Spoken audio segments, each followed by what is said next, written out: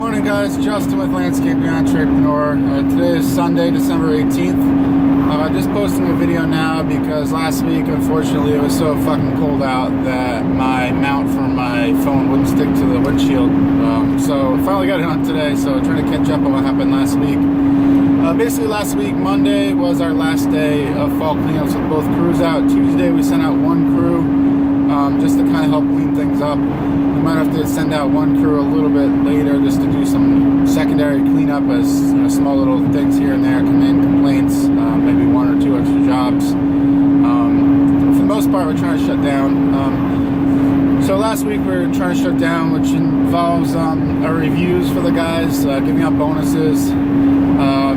Basically the reviews, I picked up that idea from my ex-girlfriend. At bigger companies they always do quarterly reviews, so we tried to implement that, and I'd highly recommend it. It's very effective because when things get really busy, it's hard to find the time to talk with people and really catch up with them and sit down and listen to what they have to say. So we've been doing them, and the software we use, I set it up so there's a strict outline. You put notes and emails a copy, it saves it to their file, and also emails them a copy of the review so they have it.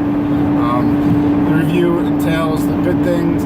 First we start out with the good things they think the company's done, the bad things they think the company's done, good things and bad things about themselves, good things and bad things about their manager, and then we give them feedback on good things and bad things. We try to set the order so the good things come second, so it's a little bit of a compliment sandwich, I've heard it called, also a shit sandwich, meaning that you good things sandwich between bad things and ending with good things. So I'd recommend doing those. It's been very effective. Bonuses this year, typically I give out a bonus at the end of the year, whoever I think has deserved it. I used to try to structure it, make it measurable, but it's always complicated, so we just kind of found the easiest way is just to kind of give it discretionarily, whoever we think deserved it, anywhere up to like $500. And the other thing I did differently this year is I heard of an employee retention method where you give them a bonus when they return in the spring. So what I end up doing is a split bonus, so kind of a compromise between the two. Rather than give them $500 now and however much to return, I said, hey, here's $300, and the first day you come back, we'll give you another $300. So we'll see how it works out, kind of experimental.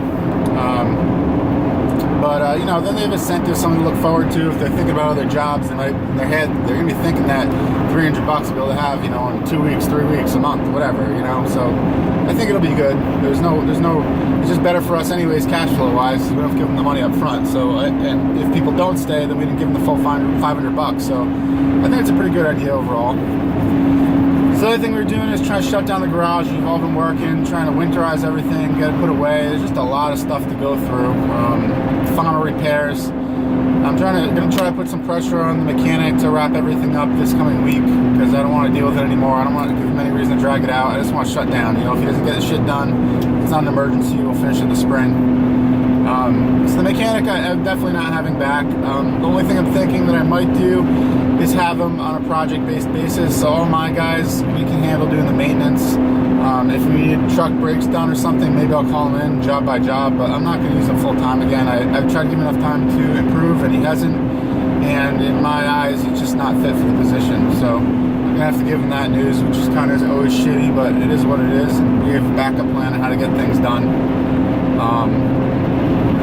But what I've learned, that I noticed, that I talked over with my brother who also has a painting company, similar, service-based business, is that whenever you have a new position, you don't have it well defined because you've never done it before. You've never had to set rules or know exactly how it should be done or the way things should be done. But what ends up happening is you get someone in that position. I've had it someone in the foreman position, someone in the office position, now someone in the shop position, that basically they just suck and they take advantage. There's no clear line, so they push the boundaries. And what that ends up doing when you have a bad employee in that position or someone who takes advantage, it ends up creating controls, because then if someone's always starting late and they're not finishing their day because you told them they could start whatever time they wanted, now you end up micromanaging that and setting a start time. If you have a mechanic that's driving around all day long, can't manage his time, you end up saying, okay, you can do errands one time a day.